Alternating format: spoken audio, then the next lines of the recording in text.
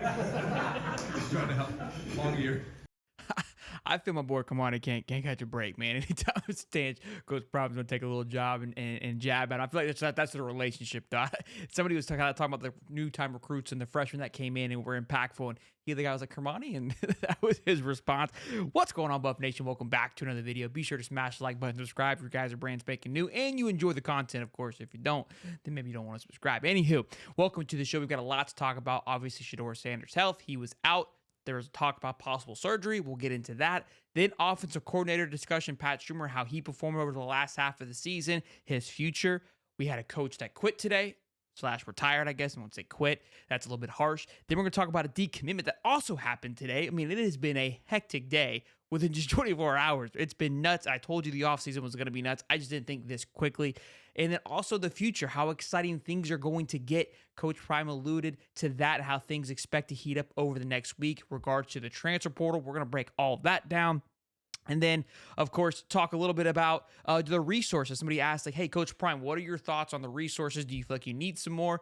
And again, he spoke to that, which was interesting because of what he spoke to last week and not paying for players. So lots to go over. Sit back, relax. We have a jam-packed show. It's going to be a go. But first order of business here, Mr. Shedeur Sanders, he sat out yesterday. We know what was interesting. I went to go bet on this game on Friday because sometimes these spreads for Colorado are always a little over the top. I don't feel like Vegas has a good pulse on Colorado just yet.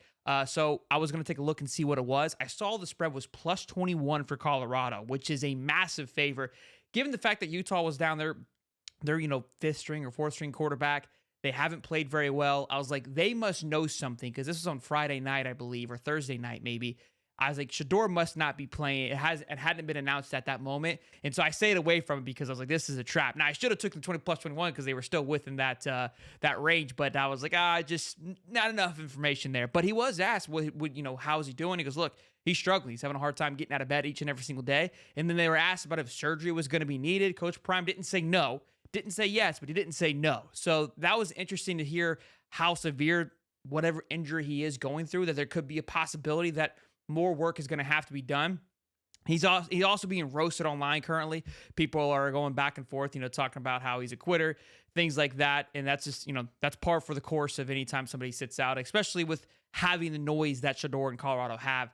You have to expect those kind of things. So hopefully we'll kind of we'll keep eyes on that throughout the offseason. Coach Prime did say, look, they plan to take some vacation with his kids and soak it all in and relish this past season and get to work as soon as possible. And they're going to be working regardless, even if they are on vacation. But that was his first little bit there.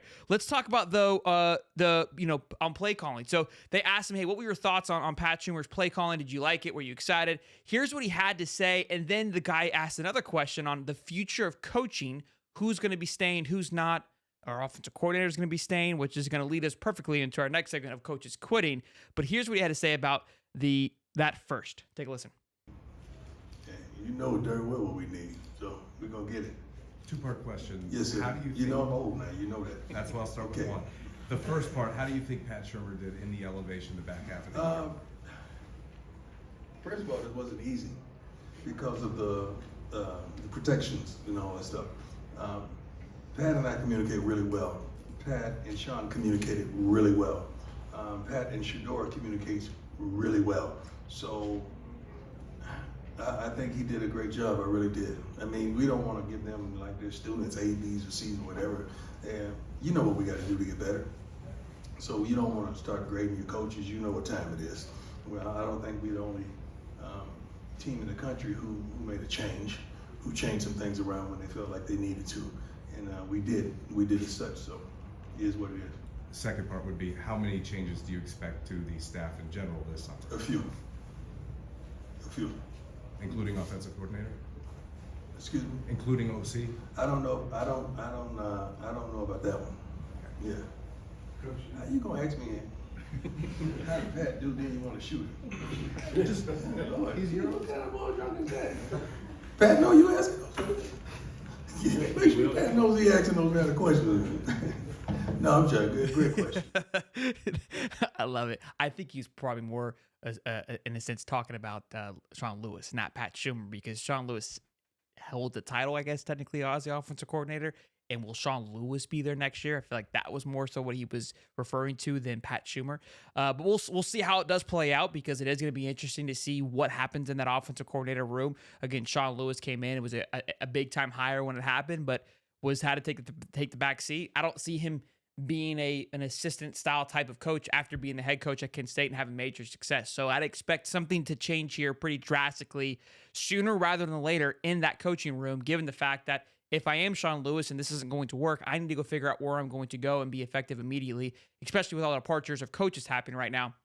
Again, I would expect this to happen. So if you guys want to know when that does happen, we'll be reporting it. So be sure to turn the bell on so you don't miss it. But that leads us to our next part, which is going to be Tim Brewster, tight end coach. He tweeted out this morning, "I've resigned and just want to say thank you to Prime. Just a truly amazing man and a leader. Hashtag Buff Nation, all love, and wish staff players much continued success. God bless." Now, who knows, right? Where this came from? Is it just a personal feel? And Tim Brewster feels like, hey, I don't feel like I'm doing what I need to do here. I want to go elsewhere. There's a better opportunity for me. We're never going to truly know.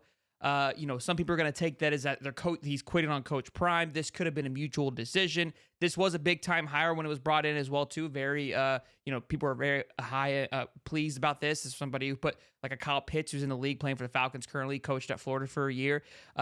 So we'll see how this plays out.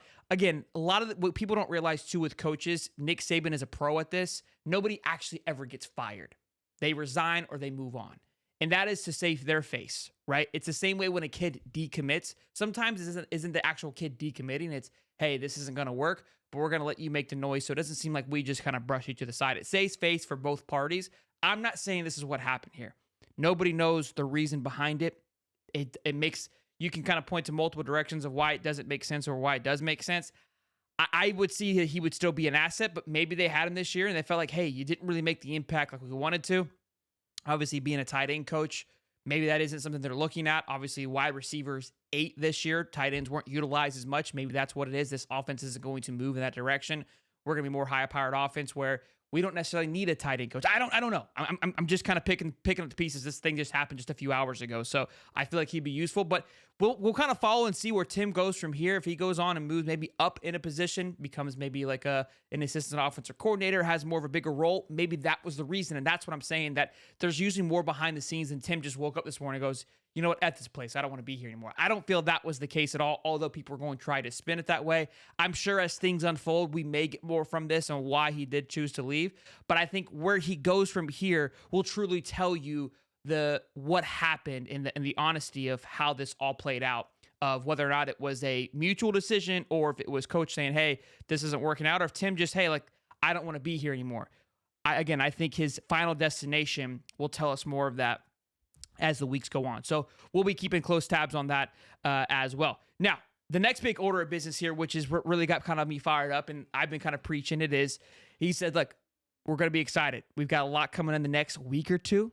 So keep your eyes and ears peeled for what is to come. It's going to be some good time stuff. Here's what he had to say about what is exciting to come. The way they fought, and you look at certain positions, you go segment by segment and see what you have in the kennel. And trust me, we're in the process of, this is Coach Ray, this is his time, this is his moment, this is where he excels. This is where the scout department, Corey, this is where they start doing their thing. We already know what's gonna come probably in the next few days to a week and a half. We already know what's gonna transpire. You guys you're gonna be pleased with what's coming. I promise you that. But everything you see that we have a lack thereof, a deficit, we're going to fill that need. What percentage of those additions this offseason do you expect to come from the transfer portal? A plethora. A plethora. I love it. Look, obviously with the next week or two, the portal opens up December 5th or December 3rd, one of those 2 days, a week and a half. So that's what, again, I think he's speaking more to that than recruiting. So we've been saying it. I've been talking about the portal being a hot topic for conversation. This is kind of the second real year of the transfer portal. So it's going to be interesting to see how it does unfold, because last year was your first run through, and some players were able to see how it was successful. You also saw how it wasn't unsuccessful. You can also see how it could hurt you if you were to enter into the transfer portal. But most importantly, I think the players that had success, right, that were able to go to big time schools like a Keon Coleman, Shaheem Bell, who ended up at FSU, right? Big time players that if they would have stayed where they were, wouldn't be Keon Coleman's gonna be a top 15 round draft pick because of his transition to FSU. He wouldn't have had that. And the reason, and this was a big time move because he took a look and saw, okay, at Peyton Thorne, there was a wide receiver last year that went second round with Peyton Thorne throwing him the ball, and it was him and Keon Coleman. Keon Coleman took a look and said, well, Peyton Thorne, and it's not just me and Peyton, and this team's falling apart.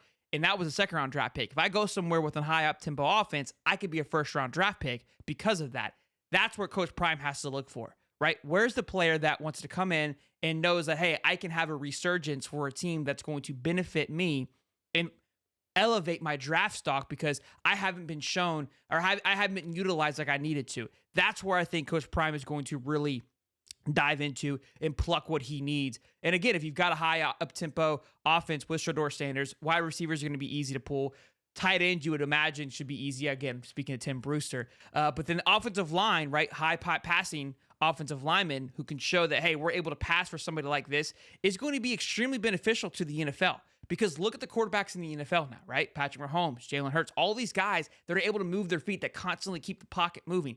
Those are the offensive line that you want to be able to see how do they perform in that atmosphere, not just a kind of a good old-fashioned run block type of offensive line. So that's going to be something I think a conversation is going to be like. But he's been talking about it. We've been hearing about it.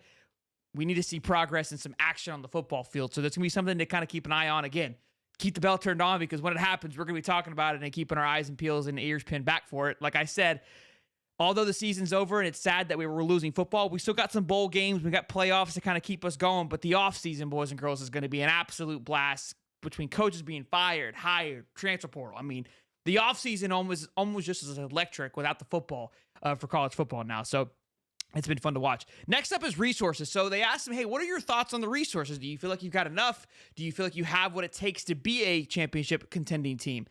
His take was very interesting. So I want you to take a listen here, and then we're going to talk about it afterwards. You have the resources at Colorado to succeed at the level you expect to. We're getting there.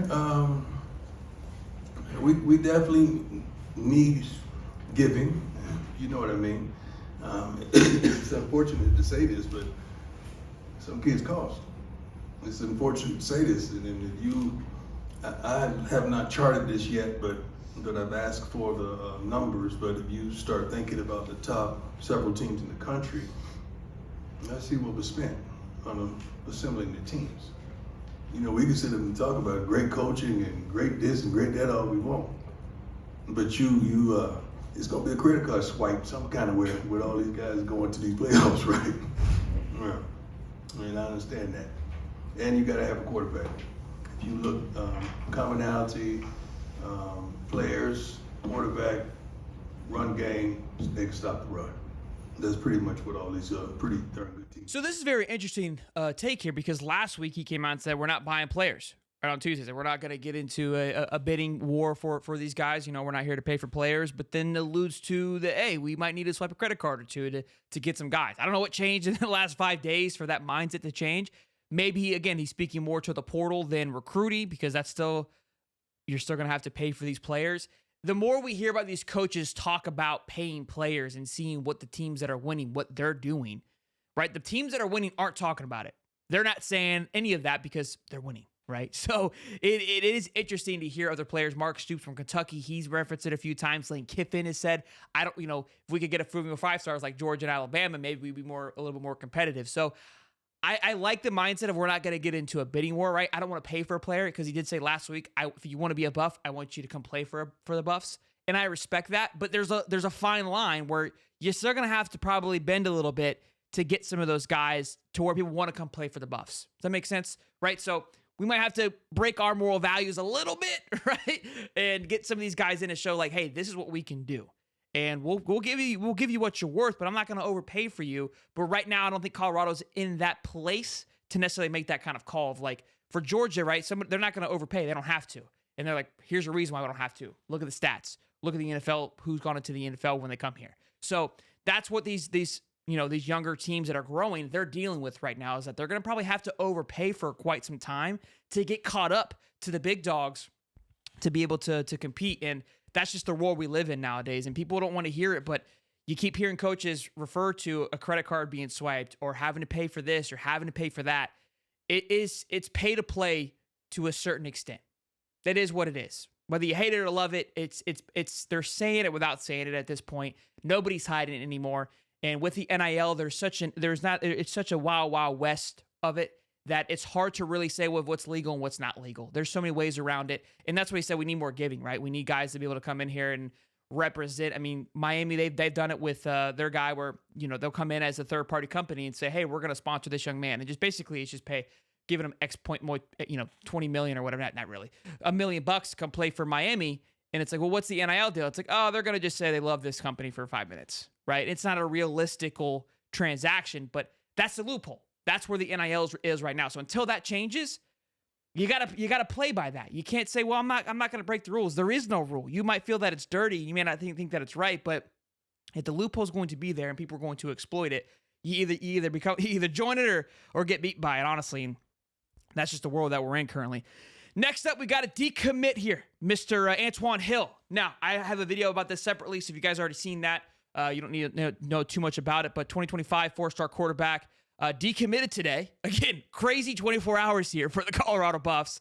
And I spoke in the video, look, it's not as crazy as it sounds. I was unaware that he was going to reclassify for 2024, which makes a lot of sense, going to be, behind Shador. But he chose not to reclassify. He's like, hey, I want to reopen up my recruiting and I want to go visit. And I respect that, right? Let him go visit these schools. It's a once in a lifetime opportunity to go do that and take advantage of that. If you were going to classify for 2024, I mean, the signing day's in 30 days. You really don't have much time for that anyways. And this school felt that it was the best choice. He says Colorado still leads the way, but again, enjoy the recruiting process.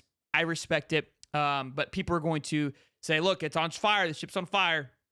It's going downhill. Now, that does leave Colorado with one commit for 2025. But again, if he was going to reclassify anyways, there would have been one commit anyway. So 2025, nothing really actually happened. If from what he's telling us, he wasn't going to be a 2025 commit anyway. So, boys and girls, that's all I have for you guys today. If you guys enjoyed the show, again, smash the like button, subscribe, and again, turn that bell on because it feels like we are in the middle of news season of just galore. I mean, things popping left and right. Who knows what's going to... I mean, something else probably going to happen while I was recording this video. I don't even know, boys and girls. But I'll see you in the next one. Peace.